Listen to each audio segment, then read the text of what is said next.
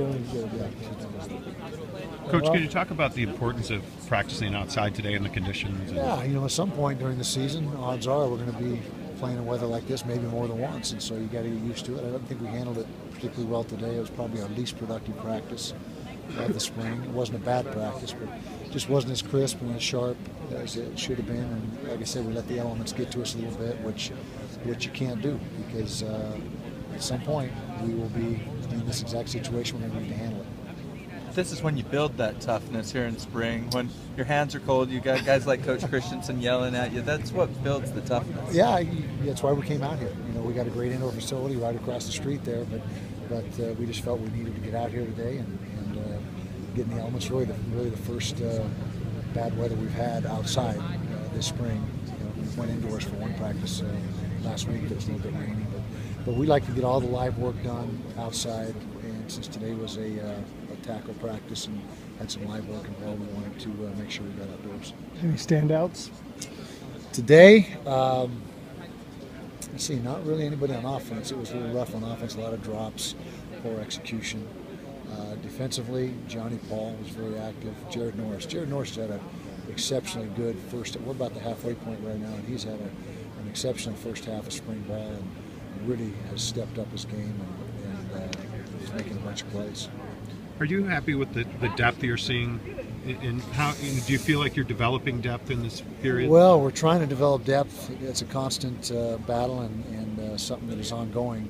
But right now in spring, no, we've got a lot of positions that are really thin. However, the upside is come fall that, you know, with the incoming recruits and the guys that are not able to practice right now due to injury that will be coming back, we should solve most of that problem. But for spring right now, it's going to be thin at 2 or 3 spots.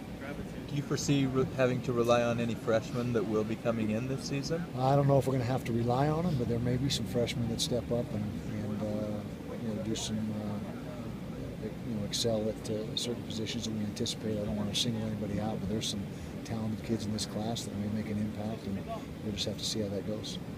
Kyle, how do you feel like guys are responding to Coach Christensen's personality? Not just his scheme, but his personality. He seems like he's maybe a lot more vocal than the guy he's replacing. He's a very demanding coach and knows what he wants. He's been doing it a long time and with great success with his offensive scheme. And I think the players are responding. You know, it's a transition period as far as that goes. And you know, there's not only the schematics but the personalities, as you mentioned. I think the players are handling both very well. And to say that we've only been, you know, with this offense for 7 practices and the level of which they've picked up the concepts and the terms and everything involved, I think is pretty good.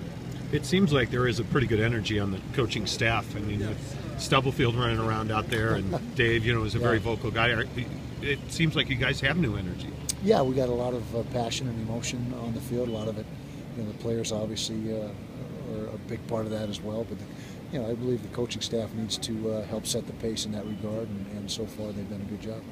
One of the things I heard you talk about so much to close last season was the need to upgrade the perimeter speed. What have you seen from your perimeter speed this spring camp? Well, most of that will be with the incoming freshman class and the guys that aren't here yet. You know, most of our class is not here. We only have a handful of guys from the signing class that were able to join us in mid-year. And so that won't really be able to be evaluated until in the fall. But you know, based on track times that our signees are running right now in high school and the things they're doing, it looks to be very positive. Coach, you had said that, you know, there might be some freshmen who will contribute. As you watch practice, in your mind, are you like, all right, maybe that's a weakness, and you know who's coming in? How do you kind of figure that all out in your head of where a freshman might fit in? Yeah, you got to project that. And, you know, at safety is one spot that we are very thin right now. We're down to just a couple healthy bodies, and you know, with Andre Godfrey and you know, some of these freshman safeties that are coming in, that could be a place for opportunity for him. Tevin Carter, another guy we're counting on, who's here right now but not able to practice because of his ankle. So there's you know, the D tackle spot, the safety spot, the wide receiver spot needs to add a few more bodies. So we're hoping and anticipating that several of these guys, each year it seems like more and more freshmen are contributing earlier. And that's, you know, when I first started coaching college football a long time ago, it was 90% redshirt if you're a freshman. Now it's barely 50-50, if that you're going to redshirt. So times have changed. What's the reason for that?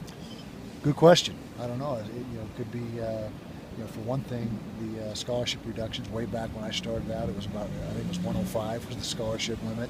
It's down to 85 now. It's been 85 for a lot of years now, but the freshmen coming in seem to get more talented each year, and you see a lot more of that. I guess you could say that it impacts us a great deal with guys that leave early. For the NFL, a lot of teams have 7, 8, 9 guys that leave early.